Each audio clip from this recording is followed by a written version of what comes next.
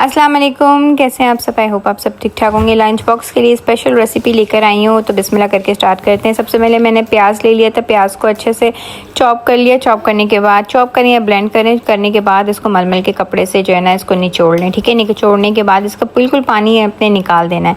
पानी निकालने के बाद इसको जो है ना हम लोग रख देंगे साइड पर। और साथ में मैंने चिकन ले लिया था, चिकन मतलब कीमा है। ठीक है, चिकन का कीमा ले लिया था, उसमें कुटी हुई मिर्चें, गरम मसाला और इसमें ब्लैक पेपर और मैंने इसमें डाल दिया था नमक।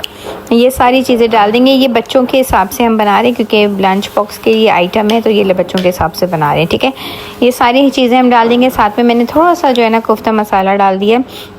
इसको अच्छे से मिक्स कर देंगे। मिक्स करने के बाद इसमें मैं डालूंगी बेसन। ठीक है, बेसन से ये है कि आपके कोफ्ते टूटते नहीं हैं। ठीक है, और बच्चे शौक से खाते केचप मायोनीज़ के साथ। आप इसको लंच बॉक्स में दे, बच्चे इंशाल्लाह खाएंगे। तो मैंने 2 से 3 टेबलस्पून बेसन का डाल दिया था। बेसन का डालने के बाद जो है ना मैंने इसमें 2 अदद अंडे डाल दिए। ठीक है, 2 अदद अंडे हम डाल देंगे। ठीक है, इसको डालने के बाद हम इसको मिक्स, ये अंडा भी मेरे गिर गया देखो। 2 अदद हम अंडे डाल देंगे।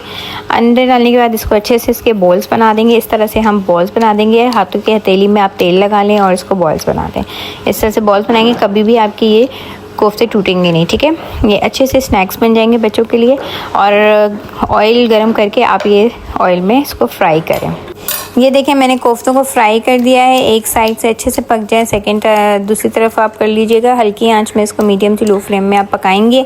पकाने के बाद ये मैंने सारे बॉल्स निकाल लिए। ये देखें कितने सॉफ्ट और कितने क्रिस्पी बॉल्स बने हैं। इंशाल्लाह आपको बच्चों को बहुत पसंद आएगा। आप इसको केचप मायोनीज़ के साथ सर्व कर सकते हैं।